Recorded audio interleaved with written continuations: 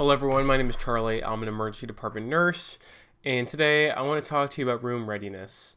Now, this particular video is aimed at, new grads who are maybe about to start in the emergency department, trying to get a little bit of a head start, or those who are currently like in their residency program, just want a little bit more knowledge so they can try and, adjust to that critical environment that can be the emergency department.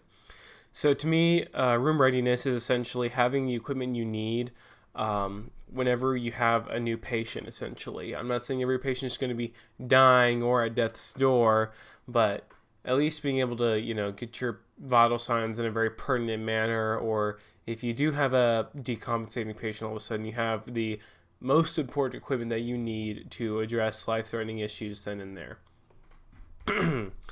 So what is it? So, kind of like I was alluding to earlier, it's like being able to obtain vital signs without much difficulty. This can include like a very basic temperature, heart rate, pulse oximetry, non-invasive blood pressure, cardiac monitoring. In my ER, it's like we can also have room to fit in a couple nasal cannulas, a couple non-rebreathers, just in case your patient is hypoxic, and like how hypoxic versus, worker breathing, whatnot. Now, in like a trauma room setting, there's going to be, more stuff, trauma-related stuff, not, including but not limited to chest tubes, central line kits, pelvic binders, different types of dressings, things like that.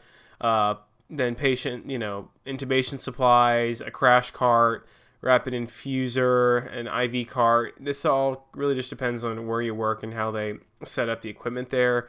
But in my ER, that's how it is. So majority of our rooms are just your standard emergency department rooms where you have a monitor, your oxygen on the wall, your suction set up, your pulse ox, cardiac monitoring, blood pressure, things like that. And so you'll more than likely start off taking rooms like these, and so having all your equipment there is just important so that you're not fumbling around to get a pulse ox, or I'm out of cardiac monitoring and they're here for maybe AFib RVR or things like that. So let's go ahead and move on.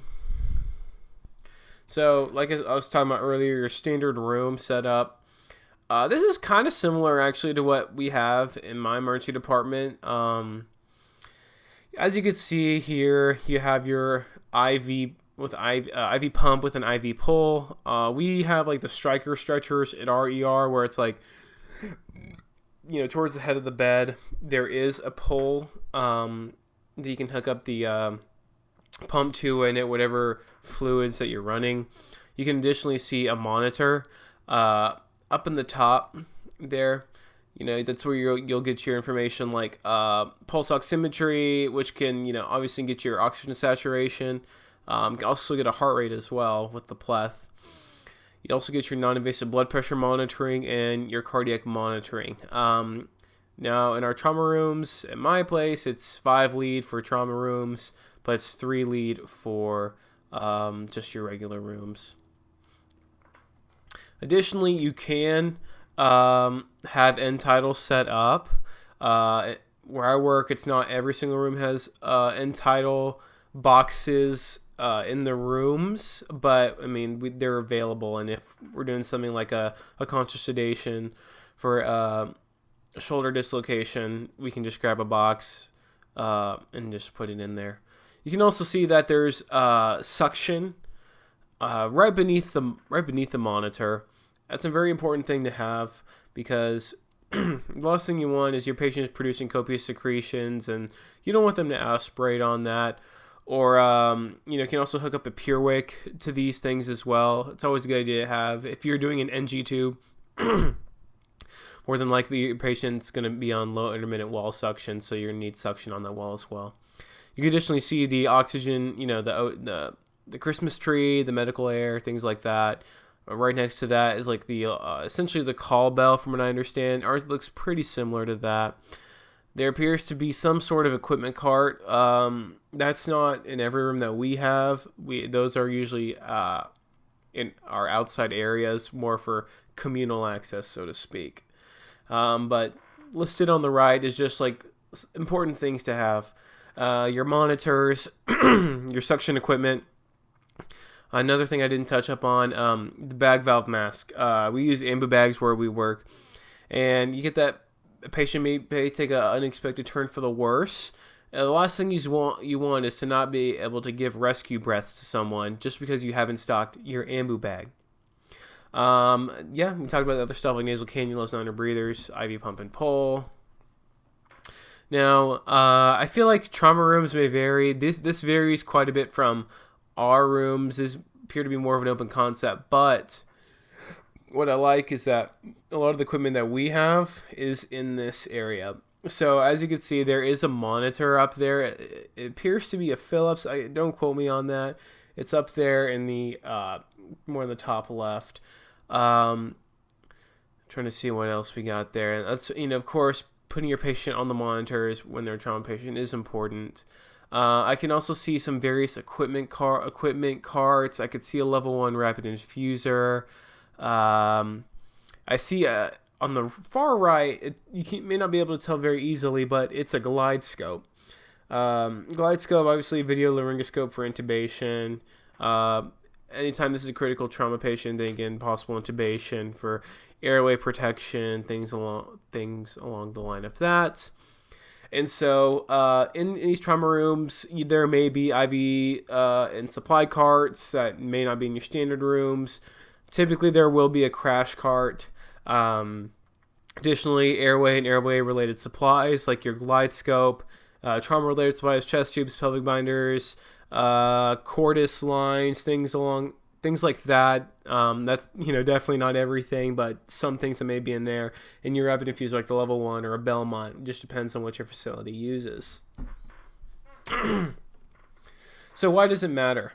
So, I'm going to do this in another video about assessment, but, you determine that this patient does not look good based on your assessment. So you want to get a set of vital signs stat.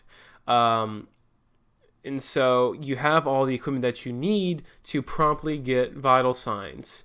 You have your patient that looks very pale, they're diaphoretic, and they're saying they just don't feel good. And then you promptly get a blood pressure, and it's like 70/44. So you use your assessment skills to determine that this patient needs rapid vital signs, and you had the room ready with the equipment that you need to get that pertinent information that you need. Additionally, you have a patient whose status unexpectedly turns for the worse, so you can, maybe apply oxygen if needed, or, God forbid, they need rescue breaths. You get more people in the room, and then you're essentially going down like an intubation, critical patient pathway, so to speak. So what baseline knowledge should you already have prior to this? It's kind of obscured by my face here, but you need to know how to hook up your patients to the monitors. Now, this is something that probably should be taught like day 1 of orientation, just so that you are familiar with like how to hook up a pulse ox. What's the best way to hook up a pulse ox? What I tell people, I'm a little bit of a Karen about this, is that I always put it on the ring finger, and I always do it so that the cable is going down their arm. I don't like when the cable goes essentially opposite, just because it's kind of like a mess. If they want to, mess with their face or whatever, it's just going to move around like crazy. I just find it easier, and I saw this on a YouTube video, just wrap the pulse ox around the ring finger, have the wire go down. Cardiac monitoring. I always strive to get my patients into hospital gowns. It makes it a lot easier for examination and like doing EKGs, things along the lines of that. And so what we do is that you get your patient on the 3-lead, and these hospital gowns usually have room for like a tele box or tele wires. And so I just snake the wires through the pocket, and it makes it so much easier just snake it there, hook it up into the monitor. Additionally, you should know what blood pressure cuff to use. More often than not, I feel like people use like the regular standard adult cuff on patients that need large cuffs, and it can potentially give very inaccurate information. Additionally, obviously, you have your small adult, like your MIMA, so to speak, your regular blood pressure cuff, and your large. Additionally, you should know basic oxygen application, like nasal cannula, non-rebreather. It's important to let that bag inflate. And also know how to give rescue breaths. You need to know how to quickly assemble a bag valve mask, just depending what your facility uses. Now, in our facility, it's an ambu bag, and you have to essentially completely. It comes in kind of like folded in on itself. So you have to pull it out, attach the mask, hook it up, and crank it up on the oxygen all the way. So that kind of knowledge is needed before you go into room readiness. Now, this is something that should be taught on day one, in my opinion. So that being said, this is my video about room readiness and why does it matter. Some things that you can do to prepare your room for your EMS patient and having the right equipment just in case if a situation goes south, so to speak. So I'll be coming out with some more videos about being a new grad in the ER, a little bit of a survival guide because I was there once, and I want to give y'all some assurance that it's hard for everyone. It's never easy for anyone. This is an environment that takes a decent amount of time to feel comfortable with, and I'd say even more amount of time to feel like you're an expert in. So remember, it's not a race, like a sprint. It is a marathon. You have to make sure that you're taking care of yourself. Self-care is super important. Don't make this your personality. Have a life outside of the ER. Strive for greatness. And then, yeah. All right, y'all. Take it easy.